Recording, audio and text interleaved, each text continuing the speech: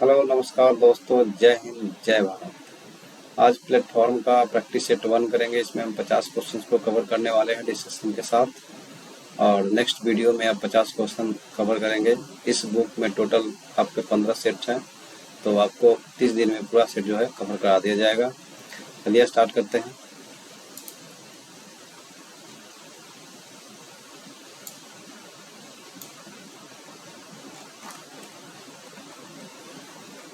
First question है, पुस्तकालय विज्ञान के 5 सूत्र जो है किसने दिए हैं।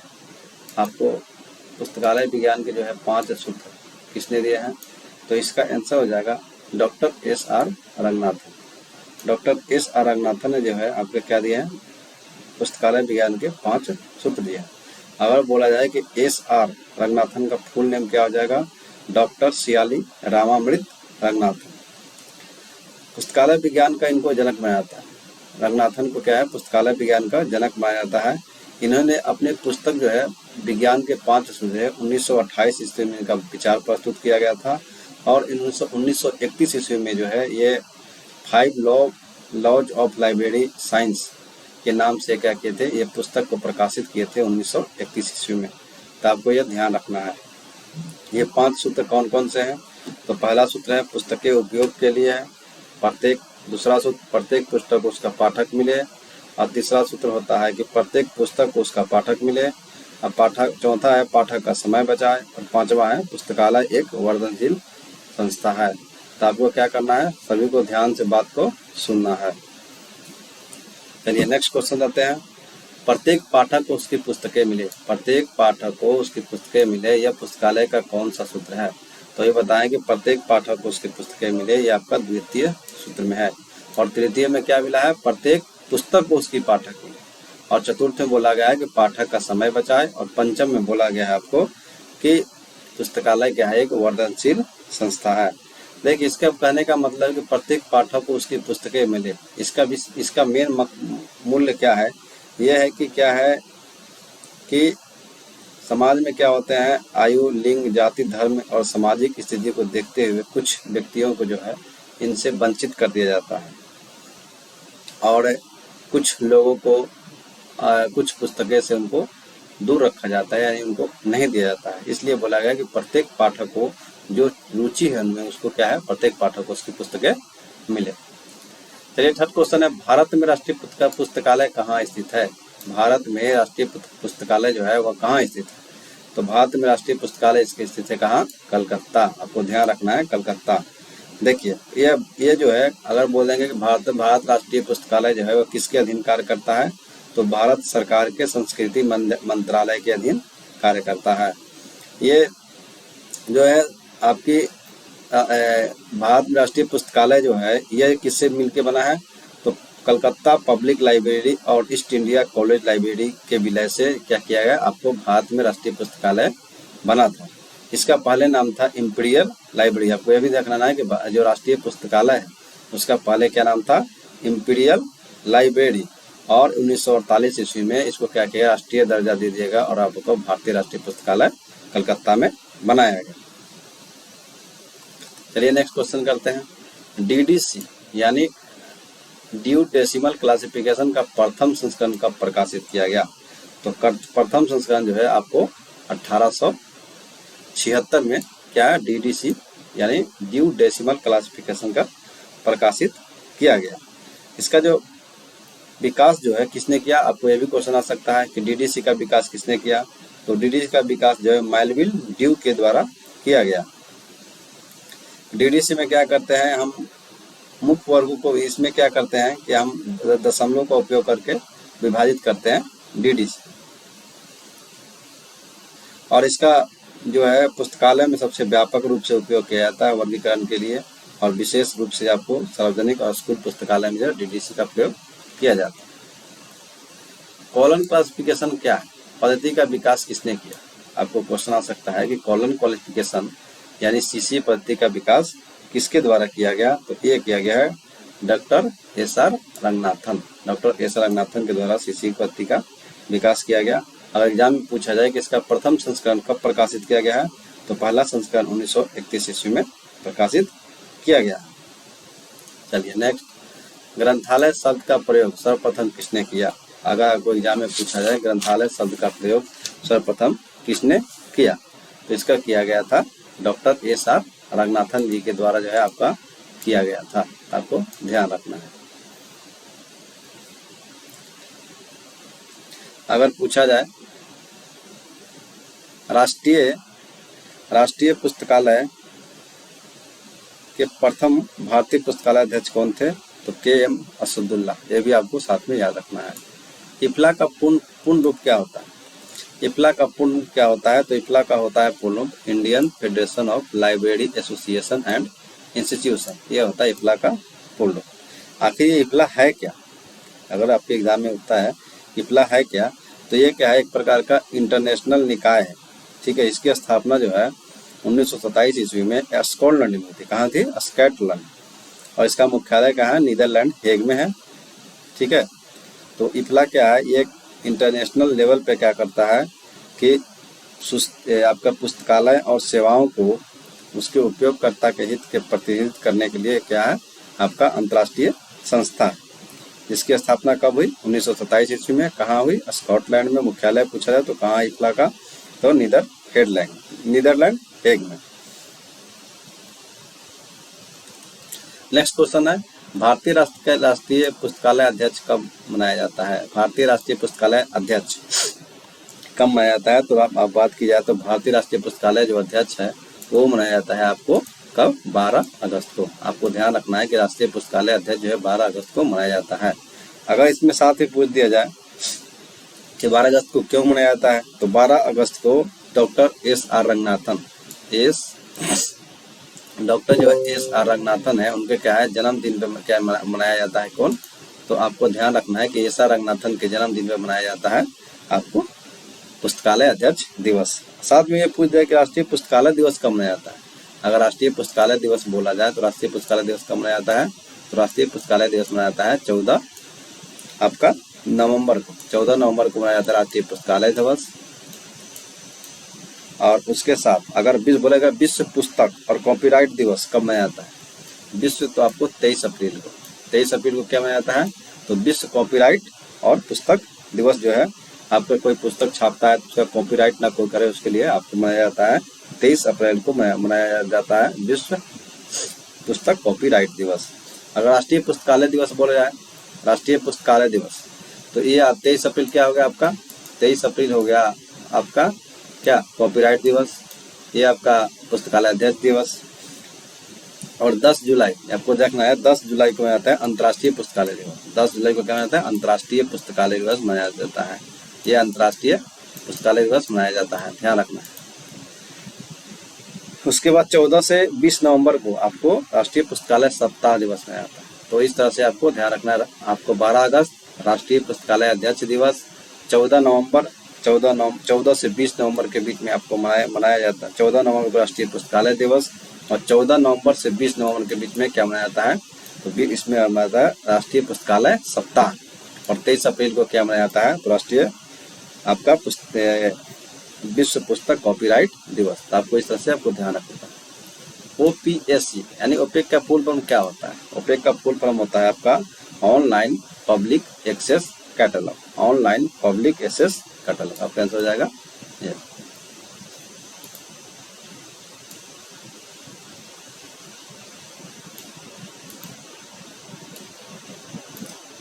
तो आपका आंसर हो जाएगा ऑनलाइन पब्लिक कैटलॉग। ISBN का पूर्ण रूप क्या है?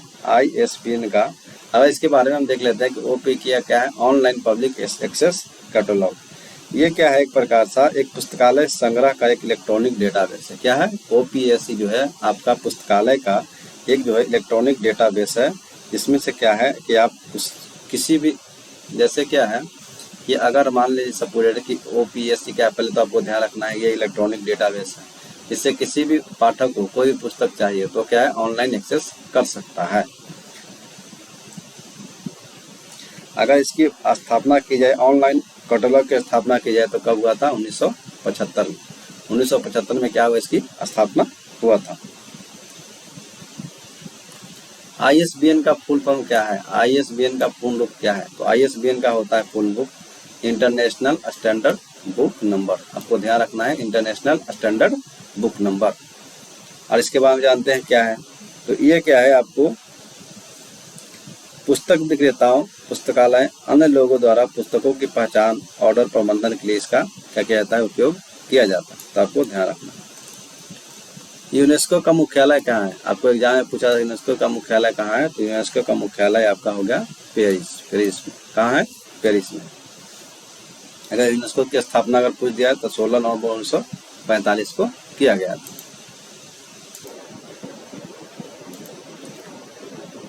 नेक्स्ट क्वेश्चन है, पुस्तकालय क्या है, एक वर्धनशील क्या है संस्था है। पुस्तकालय जो है एक वर्धनशील संस्था है। यह पुस्तकालय विज्ञान का कौन सा सूत्र है, तो ये आपका हो जाएगा पंचम सूत्र। अगर तृतीय सूत्र की बात की जाए तो क्या है, प्रत्येक पुस्तक को पाठक मिले। और आपका चतुर्थ बोला गया तो क्या है, पाठक का समय बचाए। द्वितीय सूत्र बोला है प्रत्येक पाठक को उसकी पुस्तकें मिले। नेक्स्ट क्वेश्चन नंबर है 13, संदर्भ सेवा यानी रेफरेंस सर्विस में दो प्रकारों में किसने विभाजित किया है। इसमें आपको रेडी रेफरेंस और आपको दीर्घकालिक रेफरेंस मिलता है, रेंज मिलता है। जो किसके द्वारा आपको दो भागों में विभाजित किया गया है, ये किया गया है आपको मार्गरेट हचिंस के द्वारा। किसके द्वारा, मार्गरेट हचिंस के द्वारा ये क्या किया गया है, आपको विभाजित किया गया।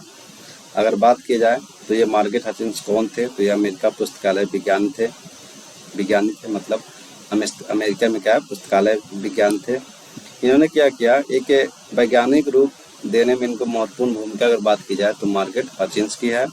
इनकी जो पुस्तक है इंट्रोडक्शन टू रेफरेंस वर्क, इसमें क्या किया, इनको वर्गीकरण का उल्लेख किया। AACR2 पूर्ण रूप से क्या है, AACR2 पूर्ण रूप से क्या है, एंग्लो अमेरिकन कैटलॉगिंग रूल्स। यह है आपका सेकेंड एडिशन। क्या है, second edition, Anglo American cataloguing rule second edition.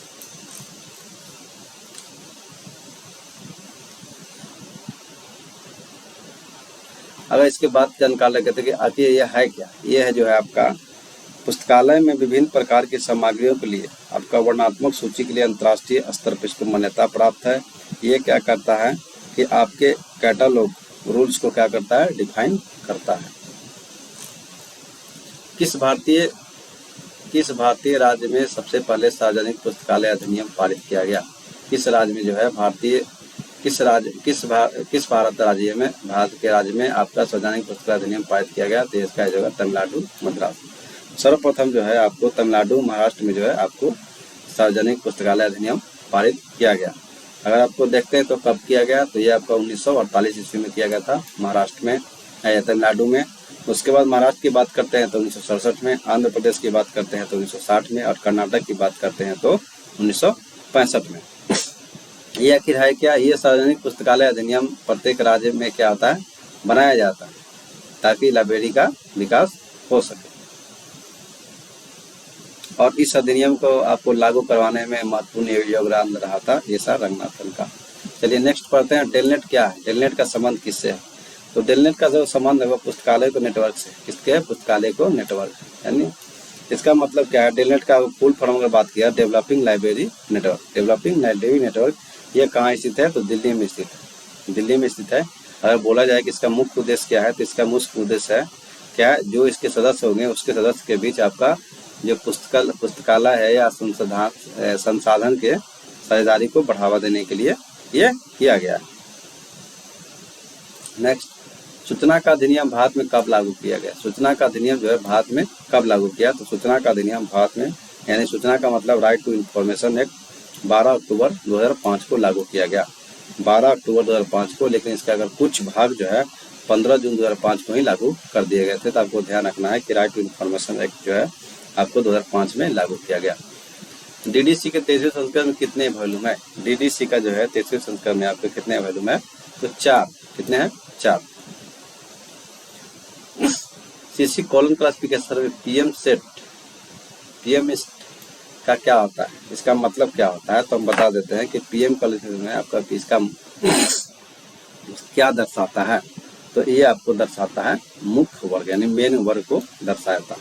देखिए इसका फुल फॉर्म अगर बात की जाए तो पीएम सेट का जो है ये है किसका दिया गया था, तो पीएम सेट में डॉक्टर एस रंगनाथन के द्वारा ये विकसित किया गया था। अगर पी का मतलब क्या होगा, पर्सनल, एम का मतलब हो गया मैटर, ई का मतलब एनर्जी, एस का मतलब स्पेस और टी का मतलब होता है टाइम। तो ये आपको ध्यान रखना है पांचों, personal, matter, energy, space, time. तो क्या दर्शा रहा है, मुख्य वर्ग को ये दर्शा रहा है। लाइब्रेरी हेराल्ड पत्रिका किसके द्वारा प्रकाशित की जाती है, अगर पूछा जाए लाइब्रेरी हेराल्ड पत्रिका किसके द्वारा प्रकाशित की गई है, की जाती है, तो आपको डीएलए यानी दिल्ली लाइब्रेरी एसोसिएशन के द्वारा जो है आपका लाइब्रेरी हेराल्ड पत्रिका जारी की जाती है। अगर पूछा जाए कि दिल्ली लाइब्रेरी एसोसिएशन की स्थापना कब हुई, तो आपको कब हुआ, 1939 में। आपको ध्यान रखना है कब हुआ, 1939 में। और ये अगर पूछा जाए कि ये पत्रिका है कैसी, तो आपको ये कैसा पत्रिका है, तो त्रिमासिक है। त्रिमासिक मतलब क्या है, ये जो है आपको साल में हर 3 महीने पर ये पत्रिका निकाला जाता है, तो आपको ये ध्यान रखना।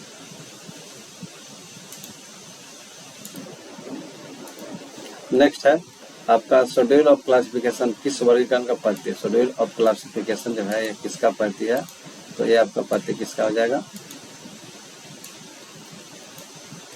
शेड्यूल ऑफ क्लासिफिकेशन जो है आपका बी और सी, यानी मतलब है ड्यू डेसिमल क्लासिफिकेशन और आपका यूनिवर्सल डेसिमल क्लासिफिकेशन, ये दोनों क्या है, वर्गीकरण पद्धति का भाग है। शेड्यूल क्लासिफिकेशन का दो भाग होगा, डीडीसी और यूडीसी। डीडीसी का फुल फॉर्म क्या हो गया, ड्यू डेसिमल क्लासिफिकेशन, और यूडीसी का फुल फॉर्म क्या हुआ, यूनिवर्सल डेसिमल क्लासिफिकेशन। आपको ध्यान रखना। पुस्तकालयों में पुस्तकों का आदान प्रदान में किस विभाग के द्वारा किया जाता है, पुस्तकालय में जो पुस्तक का आदान प्रदान होता है वो किस विभाग का है, तो आदान प्रदान विभाग द्वारा। ये क्या है, देखिए इसका मतलब ये होगा कि पुस्तकालय में जो आपका पाठक को पुस्तक देते हैं तो उसका एक अलग विभाग होता है, रिसीव करते हैं तो उसका एक अलग विभाग होता है, उसको बोलते हैं आदान प्रदान विभाग। इसका मेन काम क्या है, इसका कार्य यह है कि पाठक जो पुस्तक ले आता है उसका पंजीकरण कराना, कब वो ले गया, किस तिथि को ले गया, अगर वो विलम्ब कर रहा है तो उसका लेट फाइन लेना, और क्या है, ऐसे इनके क्या होता है, आदान प्रदान विभाग के कार्य होते हैं। तो आपको यह ध्यान रखना है। और ये जो है पाठक सीधे संपर्क में होते हैं, क्योंकि ये पाठक को पुस्तक क्या करते हैं, डिस्ट्रीब्यूट करते हैं। चलिए नेक्स्ट, राजा राम मोहन लाइब्रेरी फाउंडेशन की स्थापना किस वर्ष की गई, अगर राजा राम मोहन लाइब्रेरी फाउंडेशन की स्थापना की बात की जाए तो कब की गई, 1972 ईस्वी में। आपको ध्यान रखना है कि राजा राम मोहन लाइब्रेरी फाउंडेशन की स्थापना जो है 1972 में की गई। और ये जो है आपका राजा राम मोहन राय के 200 जयंती पर यह क्या किया गया था, आपको लाइब्रेरी स्थापना की गई थी। इसका मुख्य उद्देश्य क्या है, अगर राजा राम मोहन राय के बारे में पूछा जाए कि इसका मेन पर्पस क्या था लाइब्रेरी खोलने का, तो इसका विशेष रूप से जो है ग्रामीण क्षेत्रों में सार्वजनिक पुस्तकालय सेवाएं और प्रणालियों को बढ़ावा देने के लिए इस पुस्तक का क्या किया गया, पुस्तकालय का विकास किया गया। चलिए नेक्स्ट करते हैं, MARC का पूर्ण रूप क्या होता है। MARC का पूर्ण रूप होता है कि आपका मशीन रीडेबल कैटलॉग। क्या होता है, मशीन रीडेबल कैटलॉग। देखिए इसका मतलब है कि आप जो कैटलॉगिंग होता है उसको कंप्यूटर के द्वारा पढ़ा जाए, वही होता है कि इस तरह से हम क्या करेंगे, हम कैटलॉगिंग बनाएंगे जो कंप्यूटर को आसानी में से पढ़ा जा सके, जिससे क्या होगा, जो पाठकों को आसानी से वो पुस्तक उपलब्ध हो जाएगा। बिलीव इस कोर्स शुरू करने वाला प्रथम विश्वविद्यालय कौन बना, आपका बिलीव साइंस, ठीक है, वेटनरी लाइब्रेरी साइंस स्टार्ट करने वाला सबसे पहला विद्यालय पुस्तकालय विश्वविद्यालय कौन बना, तो आपको ध्यान रखना है, ये बहुत इंपॉर्टेंट है। तो बनाया अलीगढ़ मुस्लिम विश्वविद्यालय, इसी के द्वारा जो है पहला जो है आपका कोर्स स्टार्ट किया गया, ठीक है। तब कब किया गया, ये किया गया 1947 ईस्वी में। ये कौन सा कोर्स है, डिग्री कोर्स है। अगर बात की जाए कि स्नातक और डिप्लोमा पाठ्यक्रम शुरू तो किस यूनिवर्सिटी में किया गया, तो आपको ध्यान रखना है डिप्लोमा किया गया था मद्रास में। कब किया गया था, 1931 ईस्वी में। लेकिन लाइब्रेरी साइंस की कोर्स जो स्टार्ट हुआ था वो अलीगढ़ मुस्लिम विश्वविद्यालय में स्टार्ट किया गया था। इंसाइक्लोपीडिया ब्रिटानिका का प्रकाशक कौन है, आपका इंसाइक्लोपीडिया ब्रिटानिका का प्रकाशक कौन है, तो आपको ध्यान रखना है इंसाइक्लोपीडिया ब्रिटानिका इंक, ये इसका प्रकाशक है। नेक्स्ट, वह प्रणाली जिसमें पाठकों को खुली अलमीरा पर रखी की वह पढ़ाई इसमें पुस्तकें जो है पाठकों को खुली अलमीरा अलमारियों पर रखी जाती है, यानी इसको क्या बोलते हैं, ओपन एक्सेस, खुली द्वार प्रणाली।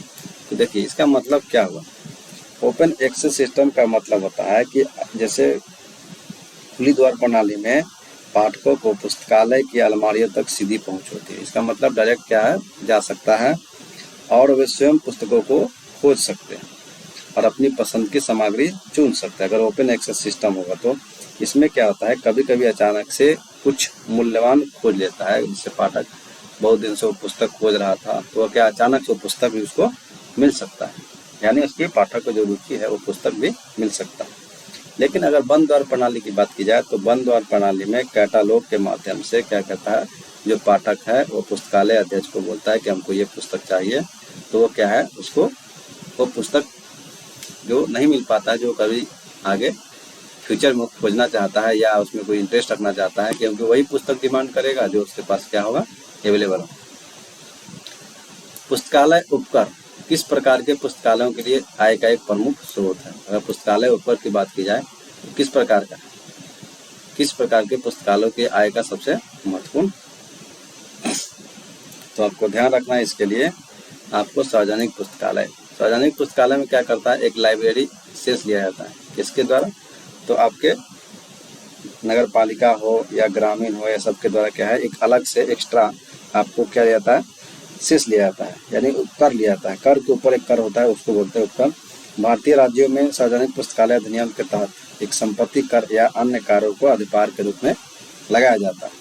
ठीक है, विशेष रूप से सार्वजनिक पुस्तकालय के आपको वित्त पोषण रख रखाव और विकास के लिए आपको शेष उपकर लिया जाता है, तो आपको ध्यान रखना है किसके लिए, सार्वजनिक पुस्तकालय के लिए। यूडीसी यूनिवर्सल डेसिमल क्लासिफिकेशन का विकास किसके द्वारा किया गया। यूडीसी की बात की जाए तो यूडीसी किसके द्वारा किया गया था, तो ये आपका किया गया था पॉल ओल्टलेट और हेनरी लॉ फाउंटेन के द्वारा जो है आपका किया गया था। ये दोनों क्या है, ये दोनों बेल्जियम के आपका विशेषज्ञ हैं, पुस्तक विशेषज्ञ हैं, क्रम सूची के विशेषज्ञ हैं, दोनों कहाँ के हैं, बेल्जियम के। नेक्स्ट क्वेश्चन है, national mission on libraries NML Bharat सरकार द्वारा किस वर्ष शुरू किया गया। NML यानी नेशनल मिशन ऑन लाइब्रेरी जो है भारत सरकार द्वारा कब शुरू किया गया, तो आपको ध्यान रखना है, ये 2014 में शुरू किया गया। कब किया गया, 2014 में।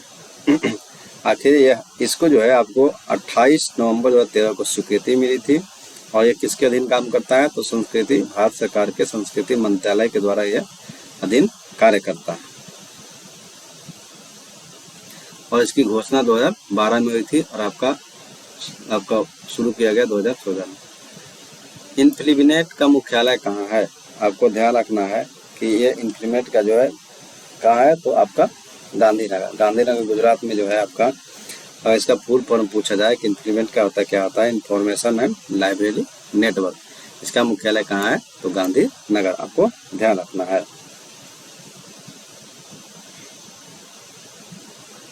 किस समिति ने भारत में विश्वविद्यालय पुस्तकालयों के विकास के लिए महत्वपूर्ण सिफारिशें दी थी। किस समिति ने भारत में विश्वविद्यालय पुस्तकालयों को विकास के लिए महत्वपूर्ण सिफारिशें दी थी, तो आपको ध्यान रखना है, इसका आंसर हो जाएगा रंगनाथन समिति जी के द्वारा आपको क्या किया गया था, पुस्तकालय के विकास के लिए महत्वपूर्ण सिफारिश की गई थी। CCC यानी क्लासिफाइड कैटलॉग कोड में मुख्य प्रविष्टि के कितने अनुच्छेद होते हैं, कितने अनुच्छेद होते हैं, तो इसका आंसर हो जाएगा आपका बी, 6। कितने होते हैं, 6। 6 में अगर बात की जाए तो कौन कौन होते हैं, पहला आपका leading section, title section, note section, accessing number section और टैक्सिंग सेक्शन। ये आपको 6 होते हैं। कौन कौन, leading section, heading section, title section, note section और एक्सेशन नंबर सेक्शन और ट्रेसिंग सेक्शन। ये होते हैं आपका CCC के कितने, आपका मुख्य जो है प्रविष्ट कितने अनुच्छेद हुए, 6। भारत में इंपीरियल लाइब्रेरी की औपचारिक स्थापना कब हुई। देखिए आपको भारत में जो इंपीरियल लाइब्रेरी की स्थापना कब हुई थी, तो ये आपका 1891 ईस्वी में आपका किया गया था। भारत में जो इंपीरियल लाइब्रेरी की औपचारिक स्थापना 1891 ईस्वी में किया गया था। और आपको कलकत्ता पब्लिक लाइब्रेरी स्थापना कब किया गया था, 1836 में। और अन्य क्या है, पुस्तकालय को मिलाकर बनाया गया था, कलकत्ता और अन्य पुस्तकालय को मिलाकर बनाया गया था इंपीरियल लाइब्रेरी। और आपका 1948 ईस्वी में आपको इस लाइब्रेरी इंपीरियल लाइब्रेरी का नाम बदल के बता दिया गया, राष्ट्रीय पुस्तकालय बनाया गया। इसको औपचारिक रूप से राष्ट्रीय पुस्तकालय बना दिया गया किसको, इंपीरियल लाइब्रेरी को 1948 ईस्वी में। लेकिन इंपीरियल लाइब्रेरी कब आया, 1891 में। और एक किससे मिलकर बनाया, तो 1833 ईस्वी में कलकत्ता पुस्तकालय और अन्य पुस्तकालय को मिला करके क्या बनाया गया था, इंपीरियल लाइब्रेरी बनाया गया था। तब को यह ध्यान रखना है 1948 में राष्ट्रीय पुस्तकालय इसी का नाम बदल के बनाया गया। तब को क्या करना है, ध्यान रखना है। रिसर्च इन प्रोग्रेस किस प्रकार के सूचना सेवा, आपको ध्यान रखना है। रिसर्च इन प्रोग्रेस जो है किस प्रकार की सूचना सेवा, किस प्रकार की सूचना सेवा है, तो ये आपका आंसर हो जाएगा सामाजिक सामयिक जागरूकता सेवा। क्या है, सामयिक जागरूकता सेवा है। नेक्स्ट, कॉपीराइट अधिनियम जो है भारत में किस वर्ष लागू हुआ है। कॉपीराइट अधिनियम जो है भारत में किस वर्ष लागू हुआ है, तो आपका 1958 में कॉपीराइट अधिनियम लागू किया गया है। देखिए, कॉपीराइट अधिनियम जो है 1958 में लागू किया गया। इसका मेन मकसद ये होता है कि किसी भी रचनाकार हो या रिकॉर्डिंग कुछ भी हो, फिल्म हो या कोई तरह संगीत हो, नाटकीय हो, साहित्य हो, उसका कोई दूसरा कॉपी ना कर सके, इसके लिए कॉपीराइट अधिनियम 1957 लाया गया था। लेकिन इसको 21 जनवरी 1958 को क्या गया, लागू किया गया। और अगर बोला जाए कि मतलब नवीनतम संशोधन वर्ष अगर पूछा जाए कि नवीनतम कॉपीराइट अधिनियम में संशोधन कब हुआ है, तो आपको बोलना है 2012 ईस्वी में इसका क्या है, नवीनतम संशोधन हुआ है। डीडीसी तालिका 1 टेबल 1 किससे संबंधित है। डीडीसी तालिका 1 जो है आपको किससे संबंधित है, तो आपको मानक उपविभाग से संबंधित है।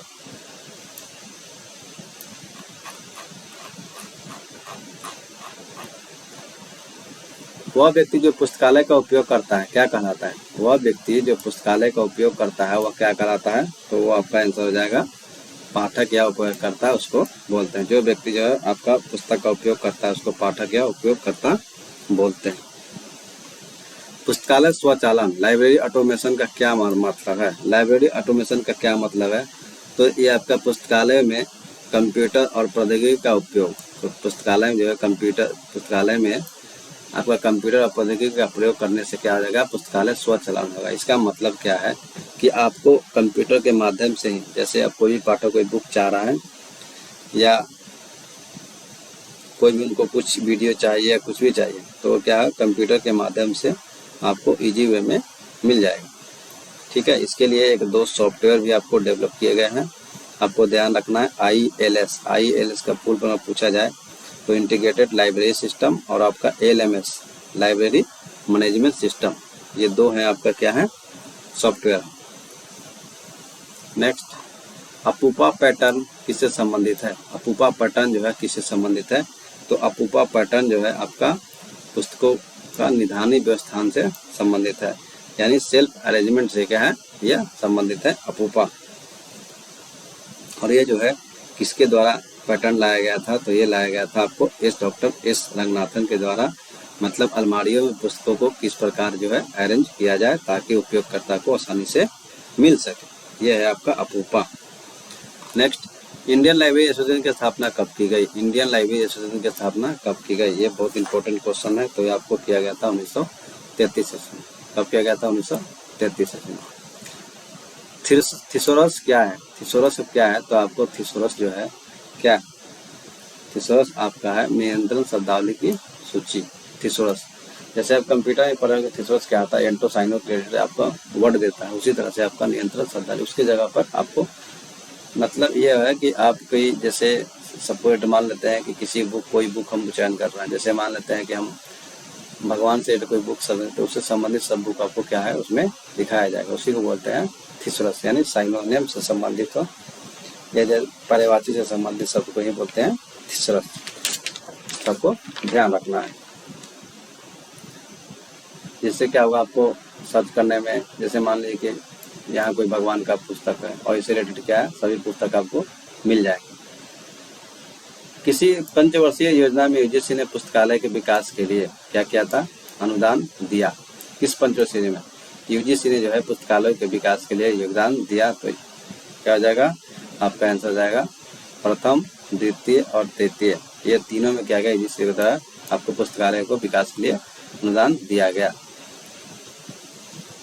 प्रथम पंचवर्षीय का कार्यकाल पूछा जाए तो क्या बताओगे? द्वितीय का क्या बताओगे? तो आपका द्वितीय का हो जाएगा 55, 51 से प्रथम का 51 से 56, 56 से 61 और 61 से आपका हो जाएगा 66 तृतीय में। और यह सभी में पुस्तकालय के योगदान के लिए यूजीसी के द्वारा क्या किया गया था? आपको अनुदान दिया गया था। इंडेक्स इंडिया का प्रकाशन कौन करता है? इंडेक्स इंडिया जो है प्रकाशन इसका किसके द्वारा किया जाता है?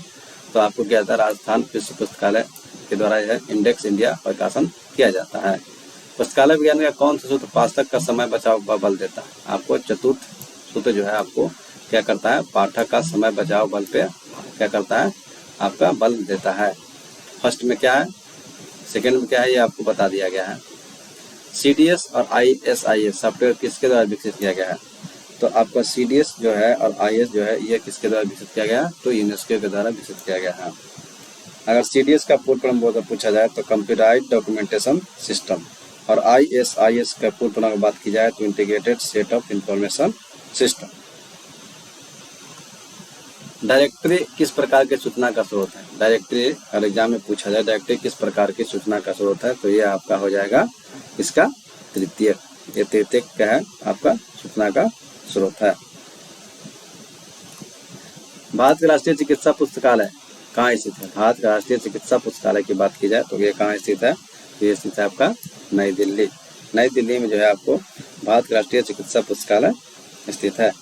और यह जो है दक्षिण एशिया का सबसे बड़ा चिकित्सा पुस्तकालय भी माना जाता है। दक्षिण एशिया का सबसे बड़ा चिकित्सालय पुस्तकालय भी माना जाता है। रंगनाथन द्वारा प्रतिपादित पुस्तक चयन के सिद्धांत में कौन से हैं? कौन से? रंगनाथन द्वारा प्रतिपादित पुस्तक जो चयन के सिद्धांत कौन से हैं?